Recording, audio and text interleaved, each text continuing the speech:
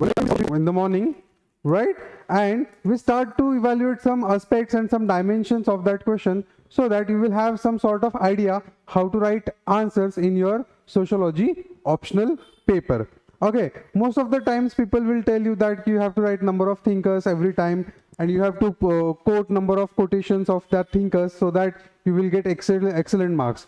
So it's not like that, student, because most of the time you can see you have to understand the nature of the question first of all, okay, and you have to highlight the important keywords of that question, and then our traditional format we can say that introduction, body part and conclusion part. These are the three important aspects of any answer writing, right? So in that scenario, if your question is of general nature, right, and you don't have any supported thinkers in that question, so no need to मतलब खींच तान के कुछ भी लिख लिया आपने, ऐसा करने की जरूरत नहीं होती है। ओके, तो क्वेश्चन को फोकस करके आपको उस आंसर को लिखना पड़ेगा। जैसे अभी आज मॉर्निंग का क्वेश्चन जो था उसमें था कि emergence of sociology link with modernisation of Europe. Suppose 20 marker question था आपका, तो ये क्वेश्चन का आंसर क्या होना चाहिए और किस तरीके से होना चाहिए, करेक्ट है? तो इसके लिए अभी हम क्या करते हैं, एक बेसिक जो हमारा फॉर्मेट है वो क्या होगा, introduction part, right, then body part and then your conclusion part. Am I right? Okay, now the thing is that कि इसको लेके भी बहुत सारे बच्चों के दिमाग में बहुत सारे क्वेश्चंस होते हैं और बहुत सारी चीजें वो अंडरस्टैंड नहीं कर पाते। The reason behind this, because they don't have proper writing practice and proper content, so that they try to कुछ भी मतलब इधर से उधर से लेके कुछ ना कुछ हमें करना है, इस हिसाब से वो क्या करते हैं, कुछ ना कुछ आंसर्स कुछ ना कुछ मतलब खींच तान के लिख ही देते हैं, राइट? तो ये ना करते हुए हमें कुछ बेसिक चीजें आज समझनी है जिसका बेनिफिट आपको आंसर राइटिंग में आने वाली जो मेंस एग्जाम है यूपीएससी की उसमें डेफिनेटली होने वाला है, करेक्ट है? नाउ यहाँ पे अगर हम क्वेश्चन को थोड़ा मतलब बारीकी से देखेंगे, ध्यान से देखेंगे, तो इसमें ज्यादा कुछ कीवर्ड्स दिए नहीं। जनरली यूपीएससी कीवर्ड्स आपको देती है ना कि critically analyse, examine, okay, critically examine, explain, discuss, compare, correct? ऐसे कुछ ना कुछ कीवर्ड्स इसके साथ में होते हैं, बट कुछ क्वेश्चंस ऐसे होते हैं कि जिनको कुछ कीवर्ड्स नहीं दिए जाते, तो उन क्वेश्चन में आपको जनरली सीधा सीधा लिखना है। जैसे अभी ये क्वेश्चन है, emergence of sociology link with modernisation of Europe. तो यहाँ पे दो चीजें काफी इंपॉर्टेंट है, उसमें सबसे पहली चीज है वो है इमरजेंस ऑफ सोशियोलॉजी। सोशियोलॉजी का इमरजेंस कैसे हुआ, क्यों हुआ, करेक्ट है? उसके पीछे के रीजंस हमको करने हैं और उसका लिंकेज हमें किसके साथ लगाना है, मॉडर्नाइजेशन ऑफ यूरोप। किसके साथ लगाना है दोस्तों? Sorry, modernisation of Europe. इन दो चीजों को हमें लिंक करके अभी प्रेजेंट करना है, लिखना है। तो हम इसको अभी लिखेंगे कैसे? तो इसका अगर हमें इंट्रोडक्शन स्टार्ट करना है, इंट्रोडक्शन में क्या होना चाहिए, तो डेफिनेटली मॉडर्नाइजेशन ऑफ यूरोप हुआ है, मतलब इसके पहले जरूर कुछ ना कुछ रहा होगा। ओके, आपका लिखने का समय मतलब बच जाए इसलिए मैंने पहले लिख के रखा हुआ है, तो आपको ज्यादा टेंशन नहीं रहेगा। ओके, कुछ चीजों में। ओके, जैसे अभी हम इंट्रोडक्शन में लिखेंगे कि यूरोप में डेफिनेटली पहले कुछ अलग सोसाइटी थी, ओके, उसमें कुछ तो मॉडर्न हुआ और फिर सोसाइटी में क्या हुआ, चेंजेस हुआ। हमें वही चीज को हाईलाइट करना है कि इसमें चेंजेस क्यों हुए। क्वेश्चन वही है उनका कि चेंजेस होने के पीछे रीजन क्या है कि जिसकी वजह से न्यू सोसाइटी फॉर्म हुई और जिसकी वजह से आपका सोशियोलॉजी जो सब्जेक्ट है उसका इमरजेंस हमें देखने को मिलता है, या फिर उसकी शुरुआत हमें वहां से क्यों देखने को मिलती है, करेक्ट है? तो इंट्रोडक्शन पार्ट में आप क्या लिखोगे दोस्तों? सबसे पहली चीज, यूरोपियन सोसाइटी का जो स्टडी था अर्लियर, मतलब मॉडर्नाइजेशन होने के पहले, ओके, तो उसको स्टडी करने वाले लोग कौन थे? They all are religious and philosophical thinkers. कौन थे? religious and philosophical thinkers. So they have put their theories on the basis of religion, either philosophy, correct? They have put their theories on the basis of either religion or philosophy, correct है? तो उसके पीछे कोई scientific आधार नहीं था, बहुत सारी चीजें नहीं थी, तो वो चीजें जैसे जैसे इमर्ज होती गई वैसे वैसे सोशियोलॉजी का भी इमर्जेंस हमें देखने को मिलता है, करेक्ट है? तो अगर हम देखेंगे यहाँ पे, तो यूरोप में चेंजेस आने के पीछे सबसे इंपॉर्टेंट रीजंस कौन से हैं? जैसे एक फ्रेंच रिवॉल्यूशन हो गया, हमने सुना हुआ लिबर्टी, इक्वालिटी, फ्रैटर्निटी, करेक्ट है? फ्रेंच रिवॉल्यूशन एक चीज हो गई, इंडस्ट्रियल रिवॉल्यूशन दूसरी बड़ी चीज हो गई कि जिसकी वजह से यूरोपियन सोसाइटी में बहुत बड़ा चेंज देखने को मिला। और ये चेंज को अगर हमें स्टडी करना है तो हमें नए साइंस की जरूरत थी, और वो साइंस सोशियोलॉजी के फॉर्म में आगे आया, जिसने साइंस ऑफ न्यू सोसाइटी को स्टडी किया।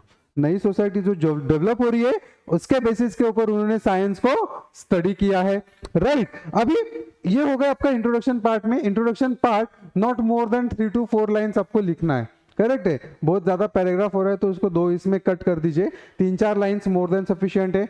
अगर थिंकर्स के मतलब नॉट इन दिस क्वेश्चन कोई कोट आपको याद आते, अगर 90-95% भी करेक्ट है तो आप लिख सकते हो, कोई प्रॉब्लम नहीं है उसमें, बट ये आपको करना जरूरी होगा। Understood now? ओके, अभी बॉडी पार्ट में हम क्या लिखेंगे? Okay, this is your body part की चेंजेस क्या क्या आ गए है ना। कमर्शियल रिवॉल्यूशन हुआ, साइंटिफिक रिवॉल्यूशन हुआ, उसके बाद आप देखेंगे एनलाइटनमेंट का एक एरा था यूरोप में हमें देखने को मिला, राइट। उसके बाद अगर हम देखेंगे तो आपको समझ में आएगा कि यहाँ पे French revolution and industrial revolution जो हमने ऑलरेडी डिस्कस किया है। अभी कमर्शियल रिवॉल्यूशन हमें कब देखने को मिलता है?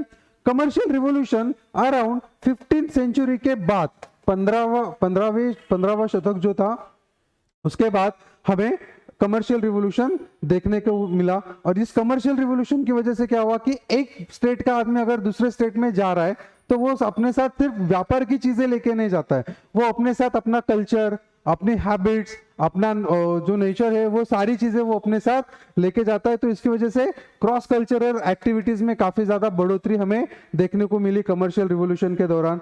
ओके, जैसे हम कोलंबस की बात करते हैं, जैसे हम अमेरिको वेस्पुसी की बात करते हैं, करेक्ट है, जिन्होंने कोलंबस इंडिया को फाइंड आउट किया, अमेरिका को फाइंड आउट किया अमेरिको वेस्पुसी ने, करेक्ट है।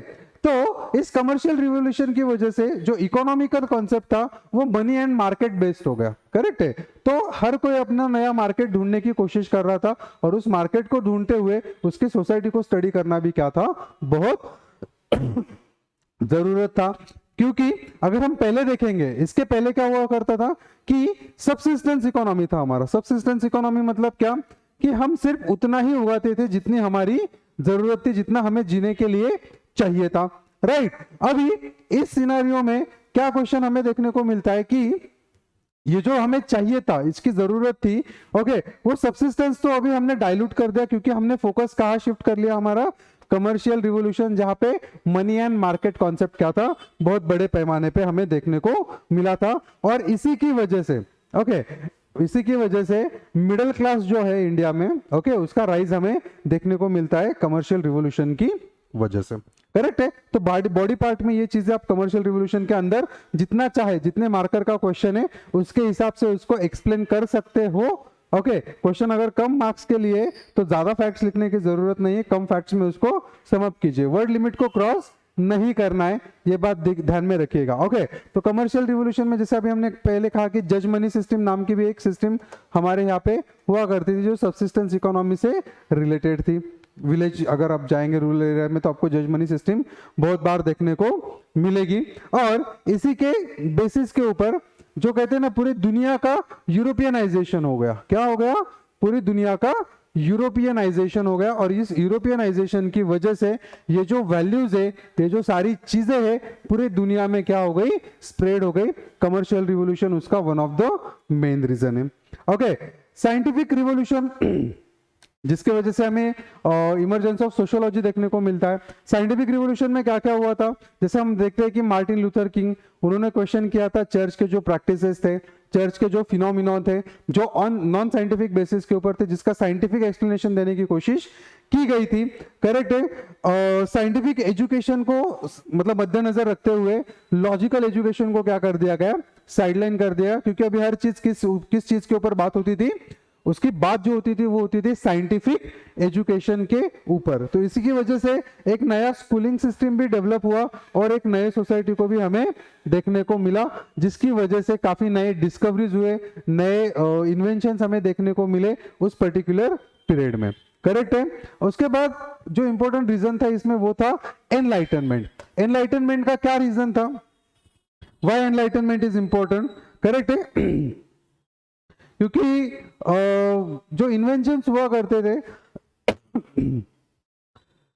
लोग जो थे उसमें ज्यादा इंटरेस्टेड नहीं थे, बरोबर है।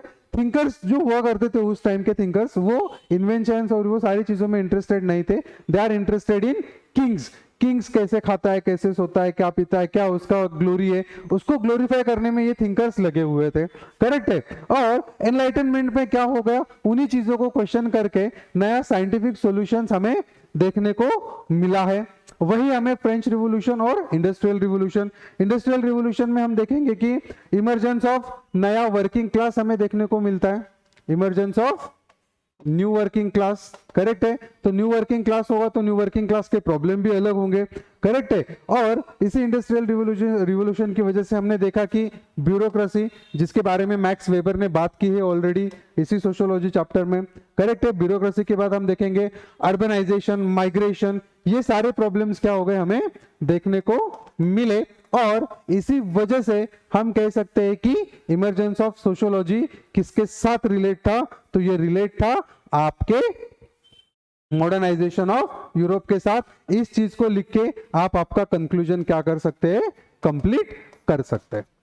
Hope so dear student you will understand कि इस क्वेश्चन में क्या लिखना चाहिए था, क्या जरूरत था। आप अपने आंसर जो आपने लिखा होगा उसके साथ उसको टैली कीजिए, करेक्ट है। कोई डाउट है तो कांटेक्ट करने की कोशिश कीजिएगा, कोई प्रॉब्लम नहीं है, ओके।